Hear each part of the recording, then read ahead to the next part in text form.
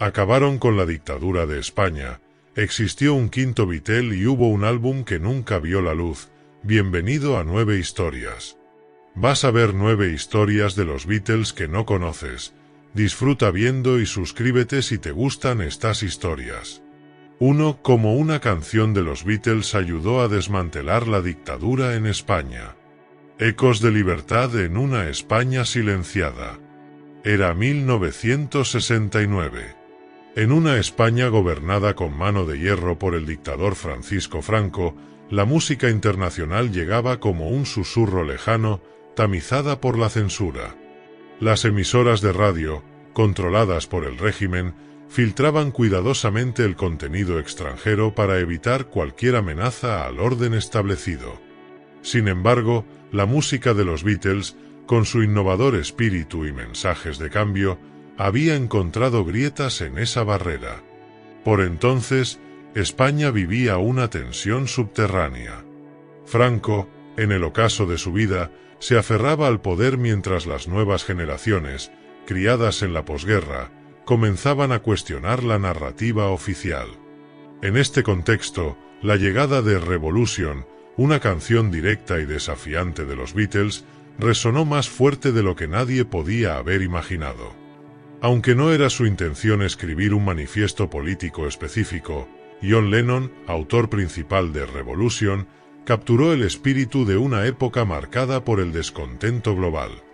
La canción no solo hablaba de revoluciones, sino que también cuestionaba su costo y efectividad. Su letra, con frases como "You say you want a revolution, well, you know, we all want to change the world", caló hondo entre los jóvenes españoles, que veían en esos versos una forma de expresar sus deseos de libertad sin enfrentarse directamente al régimen. A pesar de los esfuerzos por limitar su difusión, Revolution se coló en los bares, reuniones clandestinas y emisoras piratas. Se convirtió en un símbolo no oficial de resistencia, una especie de himno secreto para aquellos que soñaban con un futuro diferente. El efecto dominó de una revolución musical.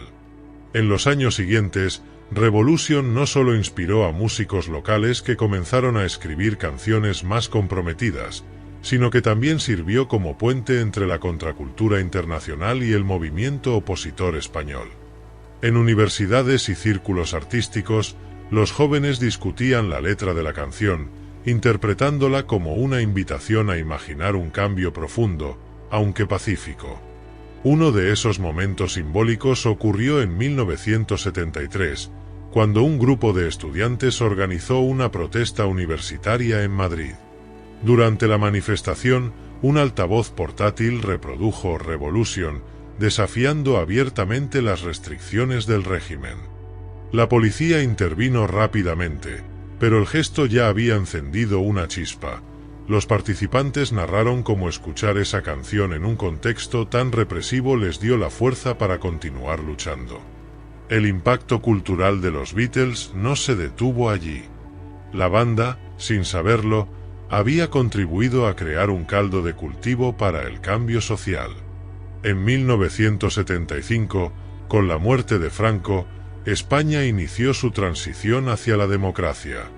En ese proceso, las generaciones que habían crecido con Revolution y otras canciones cargadas de ideales libertarios jugaron un papel clave. Aunque Revolution nunca se reconoció oficialmente como un motor político, su influencia fue innegable. Para quienes vivieron aquella época, fue un recordatorio de que incluso en la oscuridad, una canción puede ser una forma de resistencia. Sus acordes aún evocan el eco de miles de jóvenes españoles que encontraron en ella una manera de soñar, resistir y, finalmente, reconstruir su país. Los Beatles nunca tocaron en España durante el franquismo, pero su música cruzó fronteras y venció barreras ideológicas. Revolution, con su mensaje de cambio, dejó claro que las ideas pueden viajar tan rápido como las ondas sonoras y que, a veces, una simple canción puede convertirse en el preludio de una transformación histórica. 2. Paul está muerto. El origen de la conspiración más extraña del rock. La leyenda que comenzó con un rumor. Corría el año 1969, y el mundo estaba obsesionado con los Beatles. Pero algo extraño comenzó a circular en los campus universitarios y estaciones de radio independientes de Estados Unidos. Un rumor oscuro y escalofriante que decía que Paul McCartney, el carismático bajista del cuarteto de Liverpool, estaba muerto.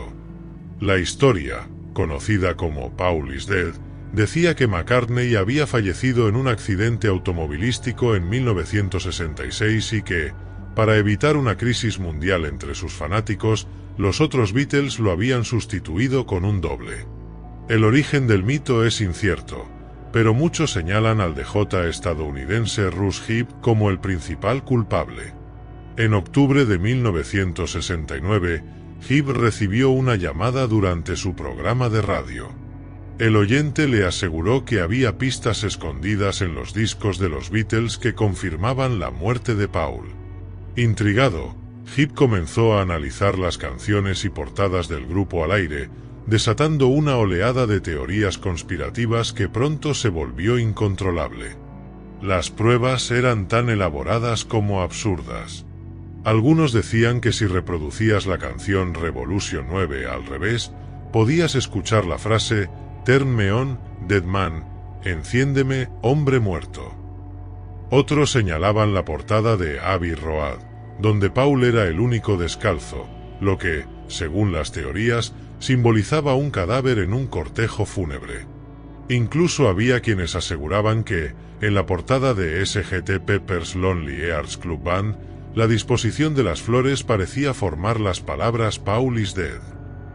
A medida que las teorías crecían, los fanáticos y periodistas comenzaron a examinar las canciones de los Beatles con lupa, buscando mensajes ocultos.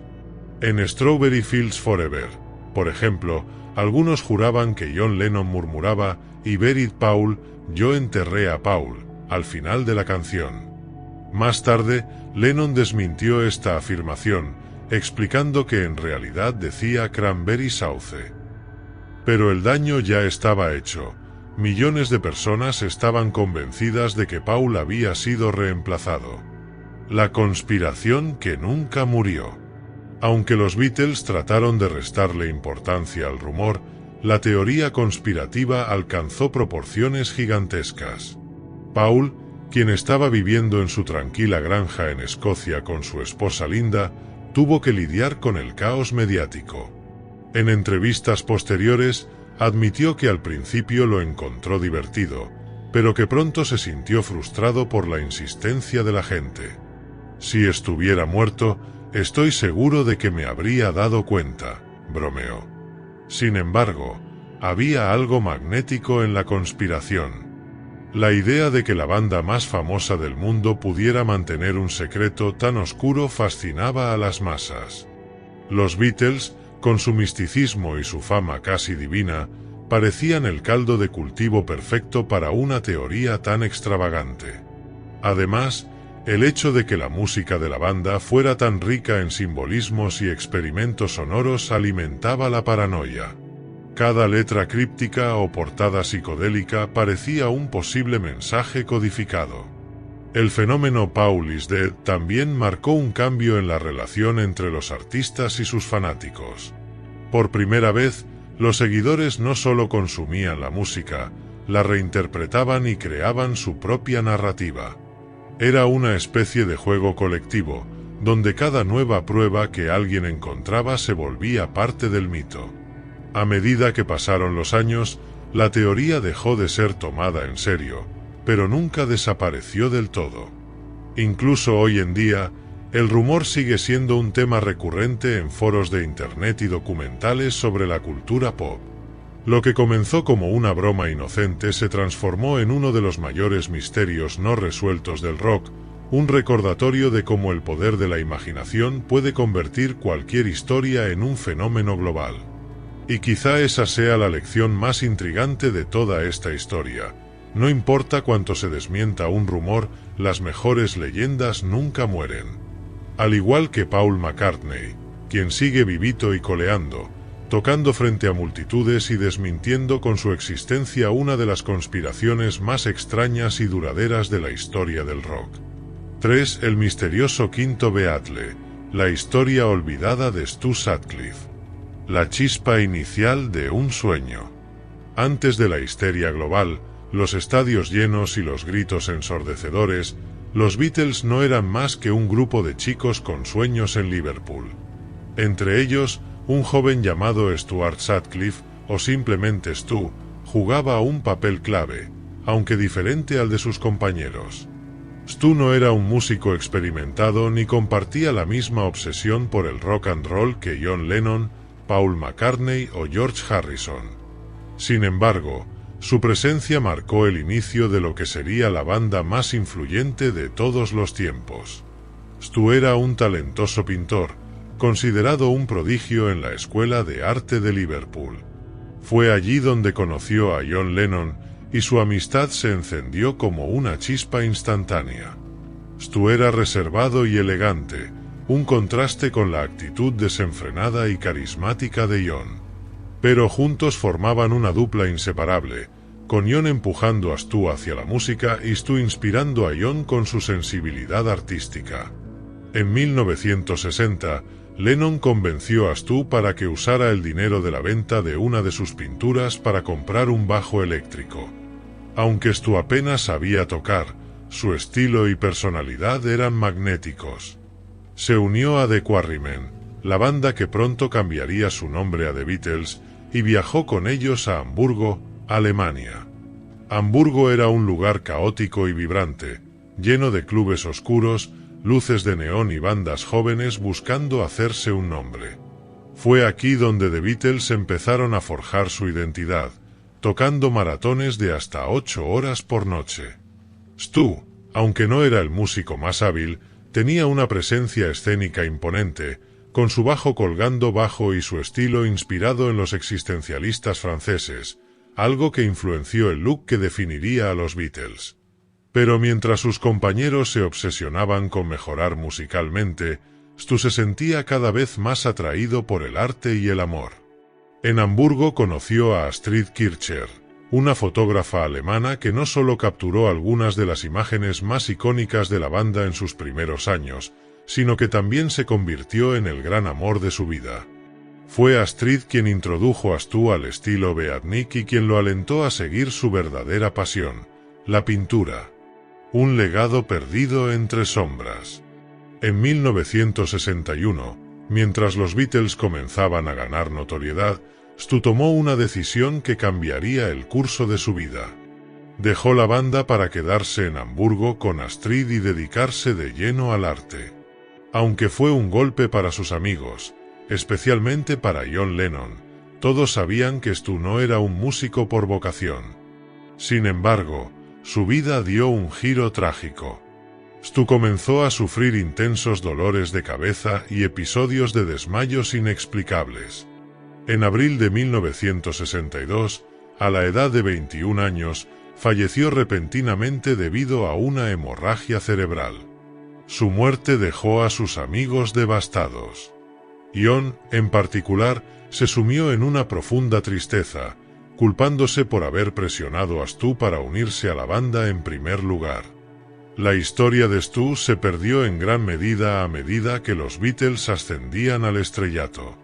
Pero su influencia seguía viva. Fue Stu quien ayudó a moldear el estilo visual de la banda y quien plantó las semillas de su actitud artística. Incluso después de su muerte, Astrid mantuvo viva su memoria, compartiendo fotos e historias que mostraban el impacto de Stu en aquellos primeros días caóticos y creativos. Con el tiempo, los fans comenzaron a redescubrir a Sutcliffe, el quinto Beatle olvidado. Su vida breve pero intensa simboliza el espíritu de los inicios de los Beatles, un grupo de amigos soñando en los clubes oscuros de Hamburgo, antes de que la fama los cambiara para siempre. Stu Sutcliffe no vivió para ver el fenómeno mundial en el que se convirtieron los Beatles, pero su esencia persiste como un recordatorio de que los sueños no siempre siguen un camino lineal. A veces, el arte y el amor son las verdaderas revoluciones, incluso si se encuentran lejos del centro del escenario. 4. La canción que Lennon y McCartney regalaron y nadie recuerda. una joya perdida entre éxitos. En el apogeo de la beatlemanía, John Lennon y Paul McCartney no solo componían para los Beatles, sino que también creaban canciones para otros artistas. Su habilidad como compositores era tan prolífica que, a menudo, ofrecían material a músicos menos conocidos, regalándoles lo que para muchos sería un boleto dorado hacia el estrellato. Pero no siempre sucedía así. Entre estas canciones, una destaca no por su éxito, sino por haber caído casi en el olvido, Nobody Know, una composición que los genios de Liverpool entregaron al dúo británico Peter and Gordon. Era 1964, y Peter Asher y Gordon Waller ya habían saboreado el éxito gracias a otra canción de Lennon y McCartney, A World Without Love, que se había convertido en un número 1 internacional. Este primer hit consolidó la confianza del dúo en el talento de los Beatles. Por eso, cuando Paul McCartney les ofreció Nobody Know, no dudaron en grabarla. La canción tenía todas las marcas distintivas de la dupla Lennon-McCartney, una melodía pegajosa, letras románticas y una estructura impecable que prometía ser otro éxito. Sin embargo, a pesar de su potencial, la canción no alcanzó las alturas que todos esperaban. Llegó a estar en los rankings de Reino Unido y Estados Unidos, pero su impacto fue fugaz, eclipsado rápidamente por la avalancha de éxitos que los Beatles seguían lanzando. Los fanáticos, más interesados en lo que hacía la banda de Liverpool que en sus colaboraciones externas, pasaron por alto esta joya. Con el tiempo, Nobody Know se convirtió en una anécdota en la carrera de Lennon y McCartney, enterrada bajo la gloria de sus propias creaciones como Hey Jude o Let It Be. El arte de regalar música. La historia detrás de Nobody Know es más que un dato curioso, es un reflejo de la generosidad y confianza creativa que Lennon y McCartney tenían en sus primeros años. Paul McCartney, que por entonces salía con Jane Asher, la hermana de Peter, solía pasar tiempo en la casa de los Asher. En ese entorno doméstico, a menudo escribía canciones para Peter and Gordon, un dúo que veía como una extensión de su círculo cercano. Así nació esta melodía, una pieza que Paul compuso mientras tocaba el piano en el salón de los Asher. La canción fue grabada rápidamente por Peter and Gordon, con una producción que destacaba las armonías vocales y el aire pop melódico que caracterizaba a los éxitos de la época. Pero, a diferencia de otras canciones de Lennon y McCartney, Nobody Know nunca llegó a formar parte del repertorio de los Beatles. Fue escrita exclusivamente para el dúo, una decisión que muestra la versatilidad de Paul y John al escribir música que, aunque impregnada de su estilo, podía adaptarse a la voz y personalidad de otros artistas.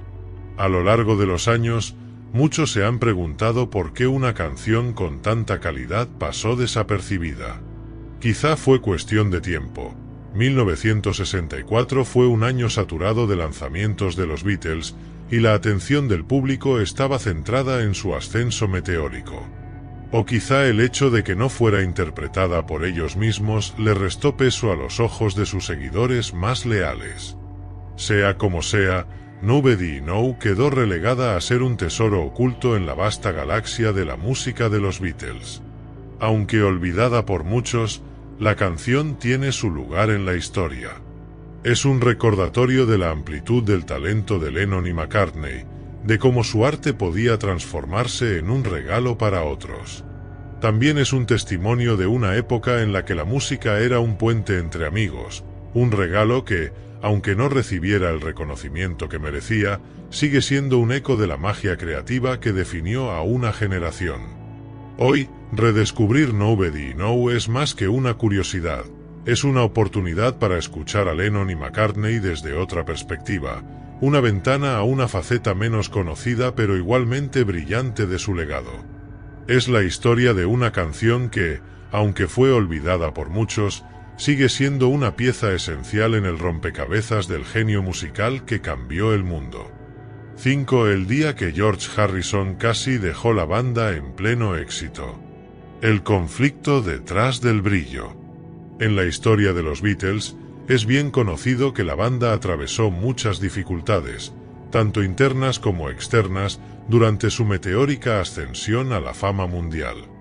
La presión de estar en la cima, las tensiones personales y las diferencias creativas casi hicieron que la banda se desmoronara en varias ocasiones. Sin embargo, uno de los episodios más sorprendentes y menos conocidos ocurrió en pleno apogeo de la Beatlemanía, cuando George Harrison, el guitarrista más introvertido del cuarteto, estuvo a punto de abandonar la banda en un momento crítico. Corría el año de 1968, en el apogeo de la carrera de los Beatles, cuando la tensión entre los miembros de la banda estaba alcanzando niveles insoportables. George, que hasta entonces había sido el más silencioso y reservado del grupo, estaba empezando a sentirse ahogado por la dinámica de los Beatles, especialmente por el dominio de John Lennon y Paul McCartney sobre las composiciones y las decisiones musicales. Mientras John y Paul se alternaban como los principales compositores y la banda se convertía cada vez más en una plataforma para su creatividad, George sentía que su voz y sus ideas quedaban relegadas a un segundo plano. A pesar de haber escrito algunas canciones importantes como Something y Here Comes the Sun, George aún se encontraba en una posición en la que su contribución musical a los Beatles era vista con recelo por sus compañeros. Las tensiones aumentaban debido al control que Lennon y McCartney tenían sobre la producción y la dirección creativa del grupo, mientras George, el tercer Beatle, se sentía frustrado al ver cómo sus ideas eran desestimadas en favor de las composiciones de los otros dos miembros más prominentes. A ese clima ya cargado de tensiones internas se le sumaron los problemas personales y profesionales. La banda estaba atravesando un periodo de inestabilidad. El desgaste de años de giras interminables, la creciente presión mediática y los conflictos personales comenzaron a hacer mella en el grupo. Fue en este contexto, en la India, durante el viaje que los Beatles realizaron en 1968 para estudiar el hinduismo y meditar bajo la guía del Maharishi Mahesh Yogi, cuando el punto de ruptura ocurrió. El viaje que cambió todo. En la India, los Beatles intentaron alejarse de las tensiones que estaban ocurriendo dentro de la banda. Estaban allí buscando inspiración espiritual y renovarse a través de la meditación, pero en lugar de encontrar la paz, las divisiones dentro del grupo se hicieron aún más evidentes. George, por su parte, había comenzado a alejarse cada vez más de la influencia de sus compañeros. De hecho, se sentía profundamente afectado por las continuas críticas que recibía de John y Paul, y cada vez más desilusionado con la dirección musical del grupo. En ese momento, la gota que colmó el vaso fue un enfrentamiento durante las grabaciones del White Album, un álbum lleno de tensiones internas y una evidente falta de armonía entre los miembros. George había llevado una nueva composición, Not Guilty, que esperaba que fuera incluida en el álbum. Sin embargo, cuando John y Paul rechazaron la canción, argumentando que no encajaba con el sonido general del disco, George se sintió humillado. A esta situación se le sumaron varias otras, y George, en un arrebato de frustración, tomó una decisión drástica. En medio de las tensiones del estudio, Harrison, completamente abatido y sintiendo que su lugar dentro de los Beatles ya no existía, decidió abandonar la banda. Fue un momento cargado de emoción y confusión. En un arrebato de furia y desesperación, George empacó sus cosas y dejó el estudio.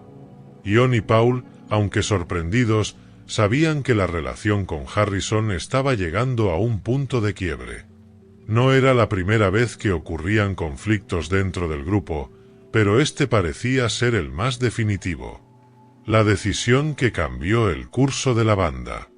La salida de George Harrison de los Beatles en 1968 fue un golpe para la banda, pero también un punto de inflexión. Los otros miembros de la banda, especialmente Paul McCartney, no querían que George se fuera.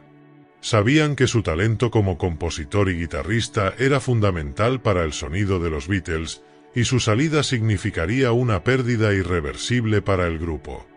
Durante varios días, John, Paul y Ringo intentaron convencerlo de regresar.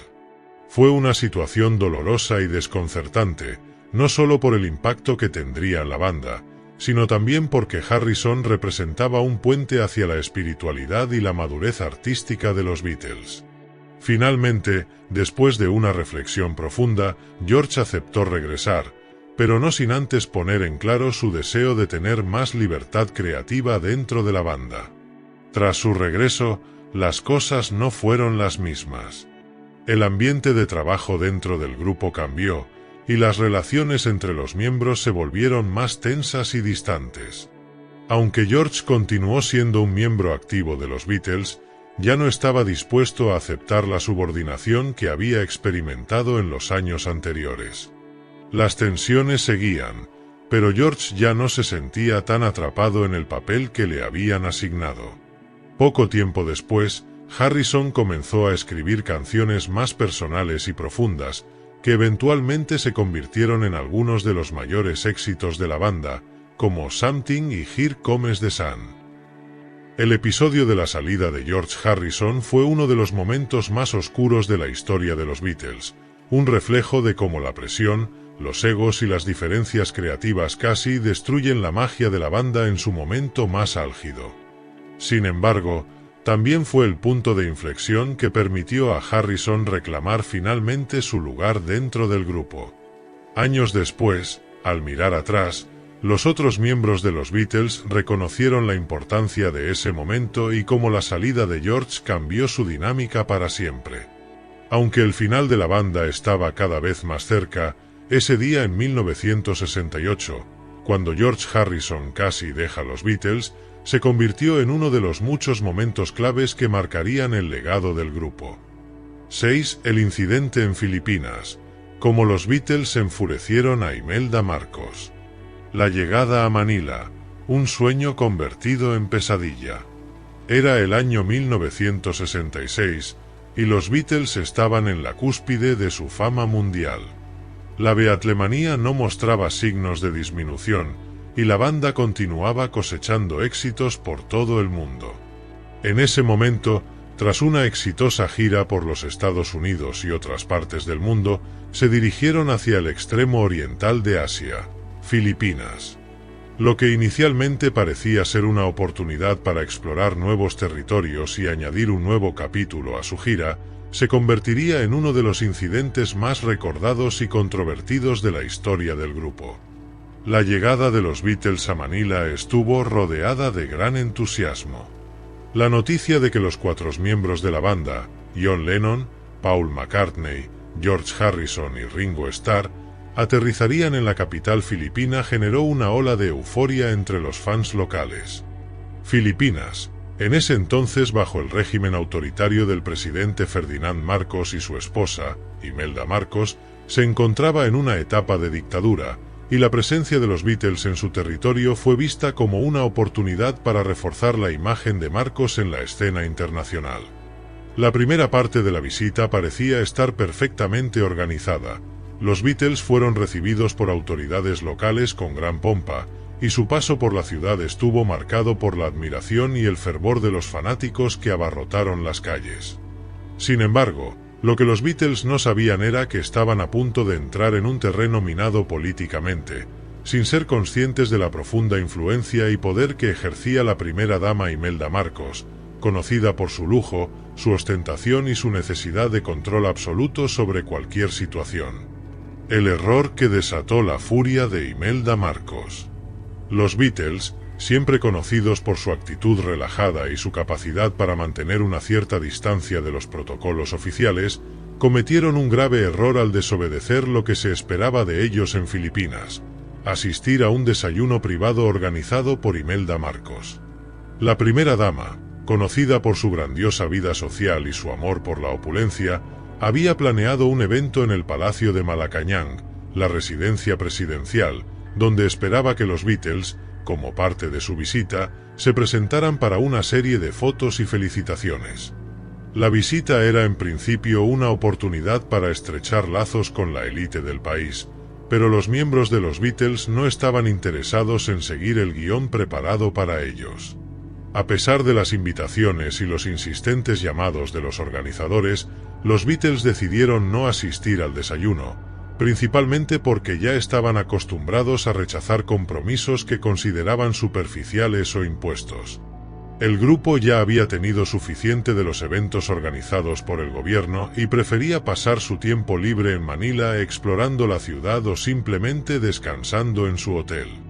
Esta decisión no solo rompió las normas de cortesía diplomática, sino que desafió directamente el poder y la autoridad de Imelda Marcos, quien no estaba dispuesta a tolerar ningún desaire hacia ella. Lo que parecía ser una simple indiferencia por parte de los Beatles se convirtió rápidamente en un escándalo cuando los medios de comunicación filipinos comenzaron a cubrir la falta de asistencia del grupo al desayuno de la primera dama.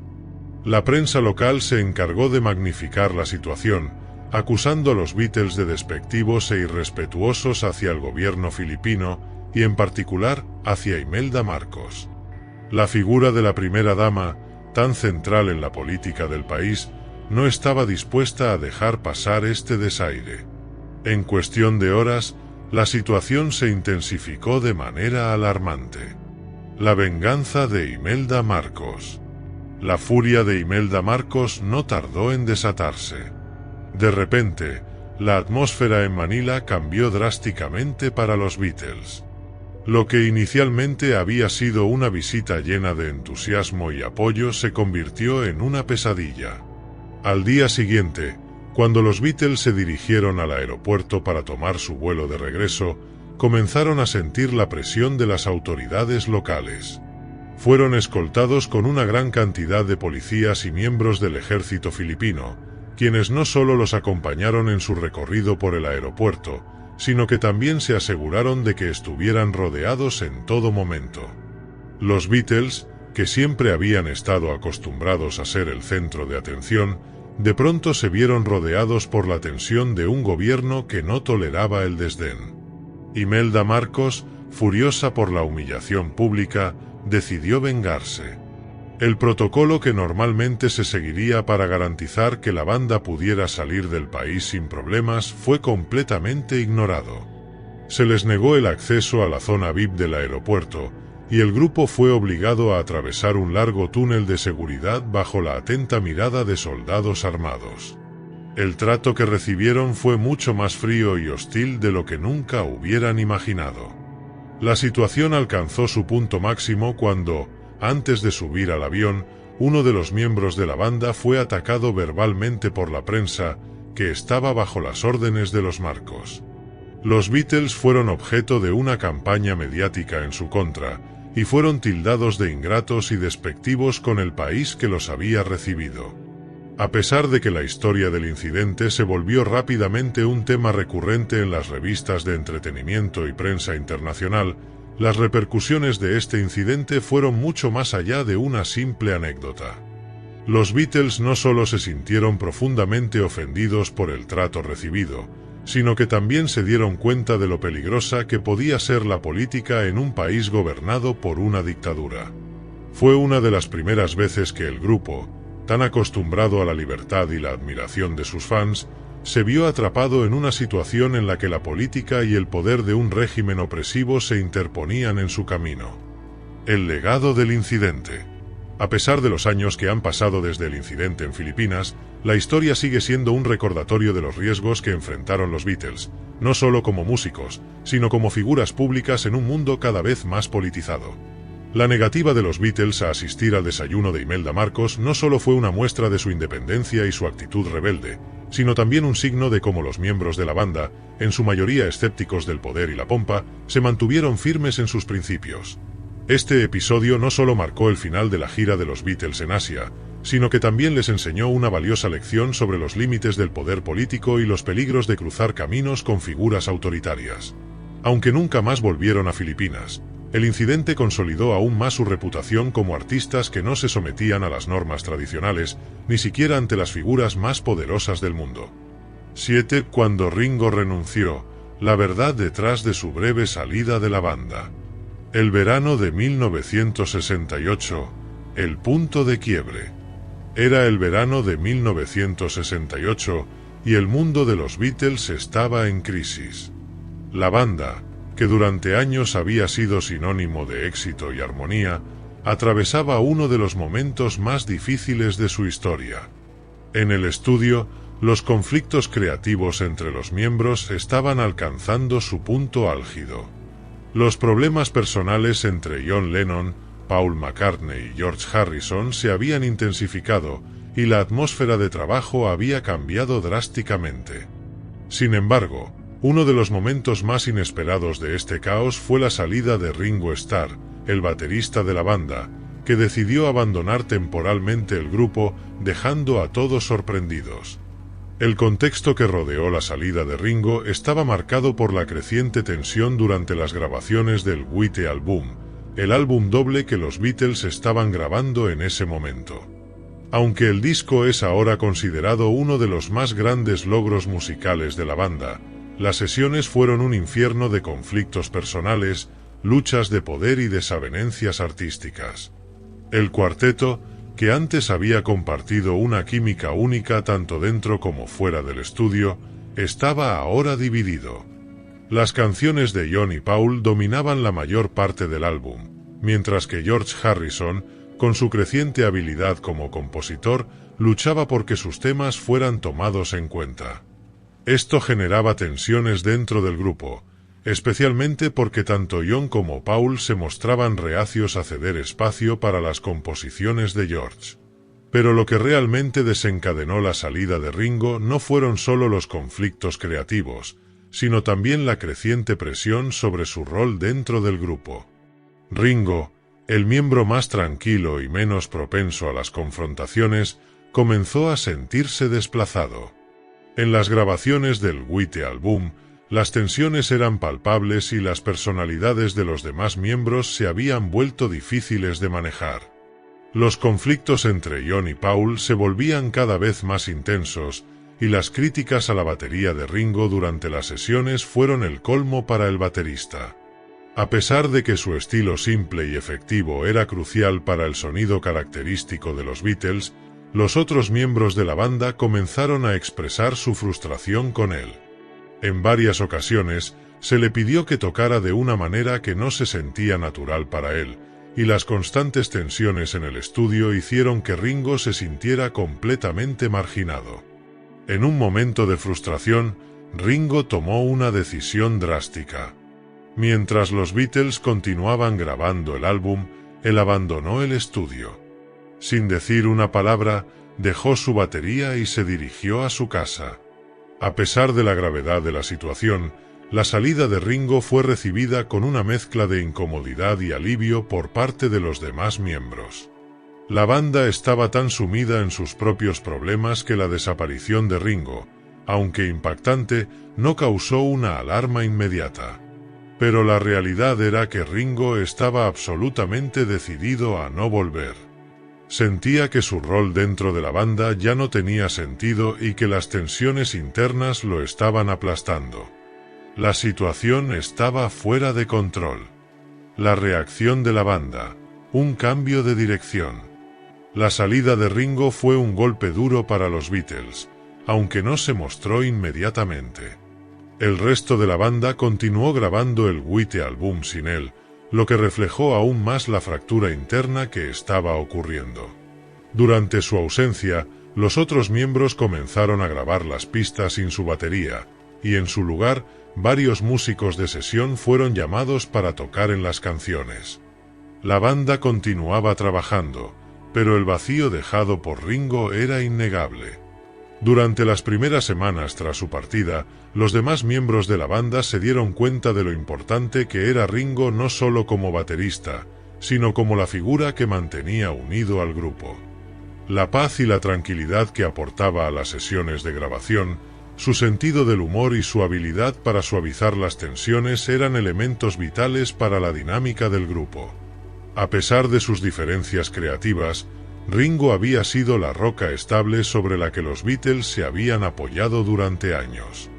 Finalmente, después de varios días de reflexión, Paul McCartney, quien sentía la presión de que la banda estaba al borde del colapso, fue el primero en dar el paso hacia la reconciliación. Consciente de la importancia de Ringo para el grupo, Paul decidió ir a la casa de Ringo para hablar con él y tratar de convencerlo de regresar. El encuentro fue tenso al principio, pero Paul logró hacerle entender a Ringo que su presencia era esencial para el futuro de la banda. Ringo, aunque aún molesto por la manera en que se habían desarrollado las cosas, aceptó regresar, pero dejó claro que las cosas tenían que cambiar. Necesitaba sentirse respetado y apreciado, no solo como un miembro más de la banda, sino como un músico con su propio espacio creativo. Al regresar al estudio, Ringo se dio cuenta de que, aunque el ambiente seguía siendo tenso, algo había cambiado en la dinámica de la banda. Los otros miembros parecían estar más conscientes de la importancia de su rol, y se comprometieron a hacer todo lo posible para que el trabajo en equipo fuera más armonioso. A pesar de que las tensiones entre John, Paul y George seguían presentes, la vuelta de Ringo aportó una sensación de estabilidad y tranquilidad que permitió a los Beatles continuar con el proyecto, aunque las grietas dentro del grupo ya eran evidentes. Ringo, a pesar de su regreso, nunca dejó de sentir que su papel dentro de los Beatles había cambiado. La salida, aunque breve, lo había marcado profundamente. Sabía que la banda no sería la misma, y que la relación entre los miembros ya no era tan sólida como antes. Sin embargo, en el corazón de Ringo seguía latiendo la lealtad hacia el grupo. Por más que las tensiones continuaran, y por más que las decisiones creativas se volvieron más difíciles de tomar, Ringo se mantuvo firme en su lugar dentro de la banda, consciente de que, aunque la historia de los Beatles estaba llegando a su fin, él seguiría siendo una parte fundamental de ella. La salida de Ringo no fue solo un momento de crisis, sino también de reflexión para los Beatles. Les mostró lo frágil que se había vuelto su unión, pero también les recordó lo esencial que era cada uno de los miembros del grupo para el sonido y la magia que habían creado. Aunque esa crisis nunca se resolvió por completo, fue un recordatorio de que, a pesar de los egos y las luchas internas, los Beatles seguían siendo un grupo indisoluble que, por encima de todo, necesitaba cada uno de sus miembros para seguir existiendo. 8. El álbum perdido, la sesión secreta que nunca vio la luz. La creación de un proyecto secreto. Era el año 1967, y los Beatles estaban en la cúspide de su fama. Después del éxito monumental de Sgt. Pepper's Lonely Hearts Club Band, el cuarteto británico parecía no tener límites. Sin embargo, tras el lanzamiento de este disco revolucionario, las tensiones internas entre los miembros comenzaron a crecer. Las diferencias musicales entre John Lennon, Paul McCartney y George Harrison se hicieron más evidentes, mientras que la creciente influencia de la psicodelia y las drogas estaba llevando al grupo a territorios más experimentales y poco convencionales. En medio de este caos creativo, surgió una idea que cambiaría para siempre la historia del grupo: el concepto de un álbum perdido. En 1967, los Beatles ya habían dejado atrás las exigencias de la industria musical tradicional y se habían sumergido en la experimentación sonora. La relación con su productor George Martin, aunque aún estrecha, también estaba marcada por una mayor independencia de los miembros de la banda. Fue en este contexto que, durante una tarde cálida en Londres, el grupo decidió crear un proyecto que mantendría en secreto para ellos mismos. No se trataba de un disco convencional ni de una obra pensada para sus fans. Este sería un álbum diferente, un trabajo personal, alejado de las presiones del mundo exterior, una especie de terapia colectiva para escapar de las tensiones dentro de la banda y de la creciente fama que los acosaba. Durante una serie de sesiones de grabación en los estudios Abbey Road, los Beatles empezaron a trabajar en este proyecto secreto. A lo largo de varios meses, el grupo grabó canciones de forma experimental, muchas de las cuales no se acercaban al estilo pop rock que los había consagrado. En lugar de seguir los patrones establecidos, la banda se permitió explorar nuevos sonidos, jugando con grabaciones en cinta, efectos de sonido y largas improvisaciones.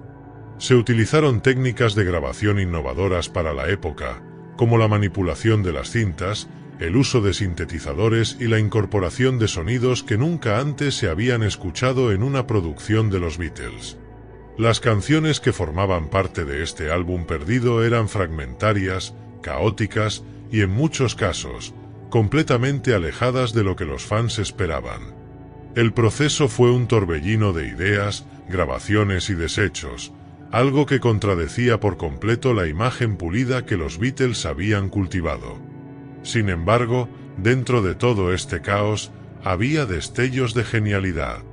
En algunas de las grabaciones más cercanas al final de las sesiones, se podía percibir la intensidad y la pasión de la banda. Pero había algo más, una sensación de desilusión, como si el grupo estuviera perdiendo el rumbo de su propio destino. El peso de las expectativas y la constante búsqueda de la innovación se estaba haciendo cada vez más difícil de llevar. El álbum, en su concepción original, no tenía un nombre formal. Era conocido dentro de los círculos cercanos a la banda como El Proyecto, un conjunto de grabaciones que no estaba destinado a ser escuchado por nadie fuera de los estudios. Las canciones eran fragmentos incompletos, ideas dispersas que nunca llegaron a materializarse por completo, y algunos miembros de la banda, como Paul McCartney, comenzaron a perder el interés al poco tiempo. A medida que avanzaba 1968, el grupo se encontraba cada vez más dividido. Las tensiones entre John y Paul alcanzaron su punto más alto, mientras que la participación de George en la grabación de las canciones disminuía debido a su creciente interés por la música india y otros proyectos personales. El fin del proyecto, la desaparición de un sueño. A medida que la grabación del álbum perdido se alargaba, la atmósfera en los estudios se volvía cada vez más insostenible. Los Beatles ya no eran una unidad cohesiva. Las disputas internas se intensificaron y cada uno de los miembros comenzó a seguir caminos creativos diferentes.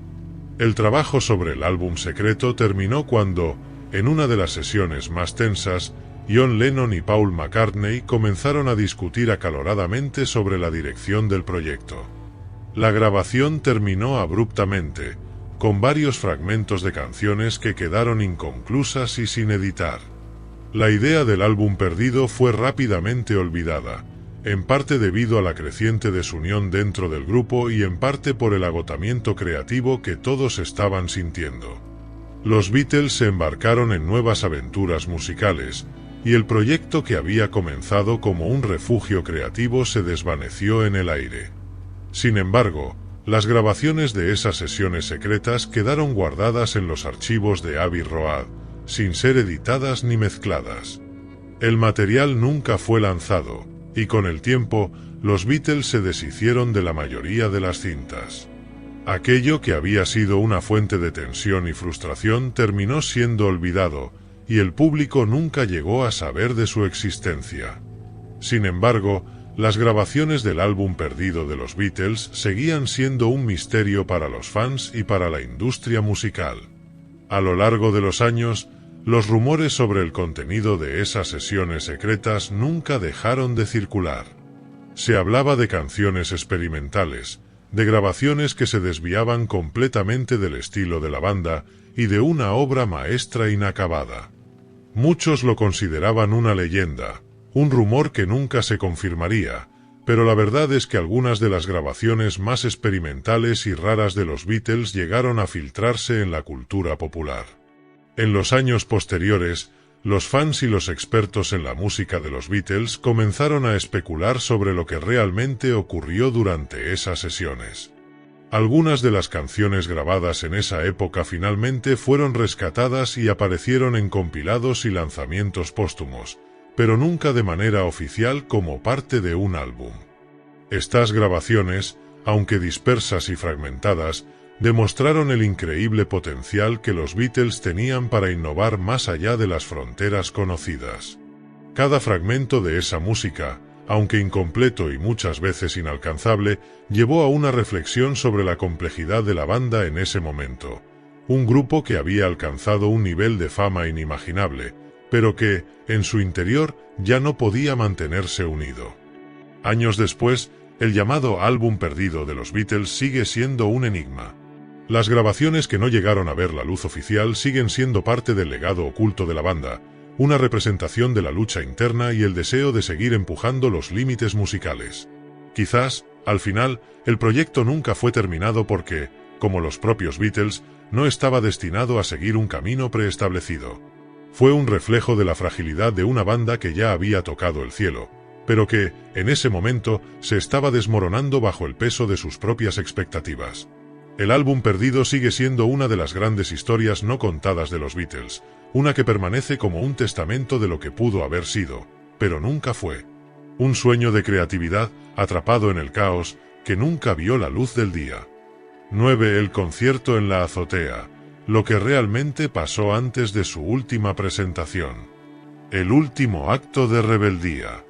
El 30 de enero de 1969, los Beatles estaban viviendo una de sus etapas más turbulentas, tanto en lo personal como en lo profesional.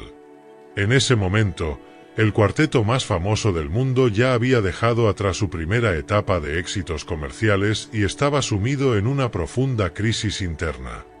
Las tensiones dentro de la banda habían alcanzado su punto máximo. Las diferencias musicales entre John Lennon y Paul McCartney eran cada vez más evidentes, y la participación de George Harrison se había vuelto más distante debido a su creciente fascinación por la música india. Ringo Starr, por su parte, ya se había ausentado temporalmente de las sesiones debido a la presión constante.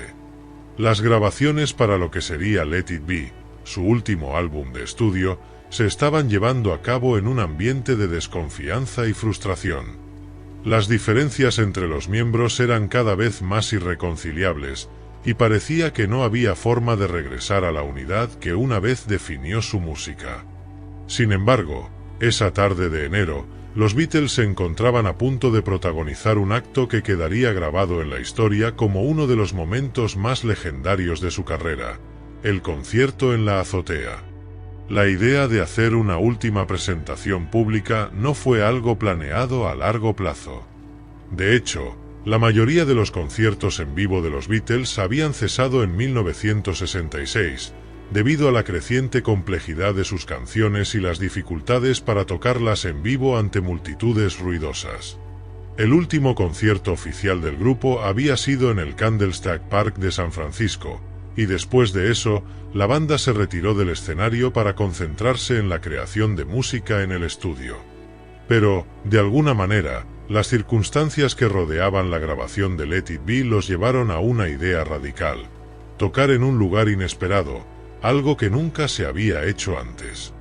El proyecto del concierto en la azotea comenzó como una broma, pero pronto se convirtió en una de las pocas ocasiones en las que los Beatles dejaron atrás su aislamiento y volvieron a conectar con su audiencia de una forma cruda y sin adornos.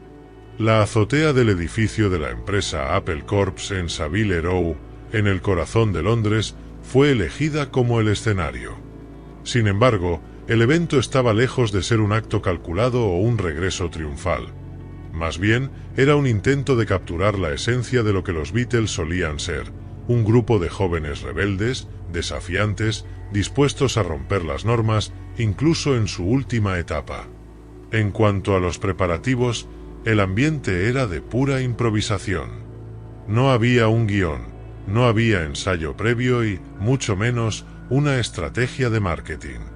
Los Beatles se subieron al techo del edificio y comenzaron a tocar. Sin previo aviso, una multitud de trabajadores y curiosos se reunió en la calle para ver qué estaba sucediendo. La banda, encabezada por John Lennon, comenzó a tocar temas como Get Back, Don't Let Me Down y Be Got a Feeling, con un sonido crudo y poderoso que resonaba en las calles de Londres.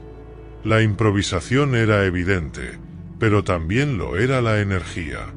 Era como si el grupo hubiera decidido que, a pesar de sus diferencias y la inminente disolución, aún había algo más que ofrecer, aunque solo fuera en ese momento fugaz. La tensión y la magia del momento. Mientras los Beatles tocaban en la azotea, la policía, alertada por el ruido, intentaba hacer que se detuvieran. El sonido de las guitarras eléctricas y los tambores resonaba en todo el vecindario, causando un alboroto que no pasó desapercibido. Sin embargo, la banda siguió tocando sin preocuparse demasiado por las autoridades. El evento, aunque breve, tenía un aire de liberación. En un mundo donde todo parecía estar desmoronándose para ellos, esta presentación ofreció un respiro, una última oportunidad para mostrar que aún quedaba algo de la magia que los había convertido en una de las bandas más grandes del planeta. La dinámica de la banda durante el concierto era un reflejo de su situación interna. John Lennon, con su actitud relajada y su característico sarcasmo, estaba al frente, mientras Paul McCartney se encargaba de las partes vocales y de tocar el bajo con una energía palpable. George Harrison, aunque más callado, tocaba su guitarra con una mirada concentrada, y Ringo Starr, a pesar de su distanciamiento de la banda en ese momento, marcaba el ritmo con su batería, mostrándose enérgico, aunque algo distante. La química entre ellos seguía estando presente, pero era evidente que las tensiones seguían siendo una sombra constante sobre sus interacciones. El concierto en la azotea no fue perfecto. Había errores, momentos de incertidumbre y fallos técnicos. La mayor parte de la grabación fue caótica, y la energía que se percibía en el aire era cruda, sin la perfección que normalmente asociaríamos con una banda de su calibre. Sin embargo, la magia de la actuación no estaba en la perfección, sino en la autenticidad. En ese momento, los Beatles no eran una banda profesionalmente ensayada. Eran 4 hombres que, a pesar de estar al borde de la ruptura, seguían siendo capaces de crear algo especial cuando estaban juntos, cuando se dejaban llevar por el impulso de la música. La grabación de aquel evento sería parte del álbum Let It Be y se transformaría en el testimonio de una época en la que el grupo comenzó a declinar. Aunque la grabación del concierto fue breve, los ecos de esa sesión se mantuvieron en la memoria de los fans. No fue solo una presentación más, fue la última vez que los Beatles tocaron como banda frente al mundo. Aquel concierto improvisado en el techo del edificio Apple fue una representación de su lucha interna, pero también de su génesis, un recordatorio de lo que los había unido en primer lugar, la música y el deseo de romper barreras.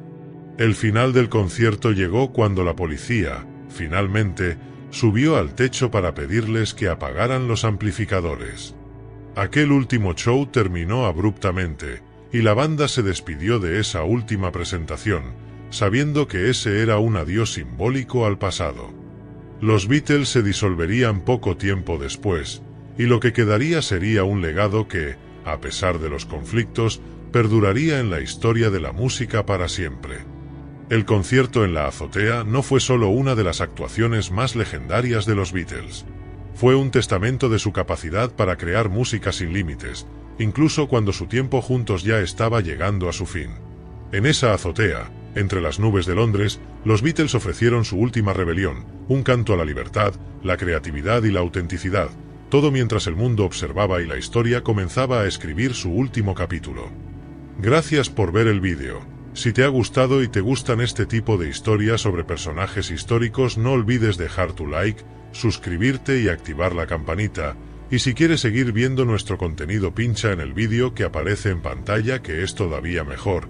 Nos vemos en el próximo vídeo y recuerda, amigo, un pasado oculto, 1000 historias por descubrir.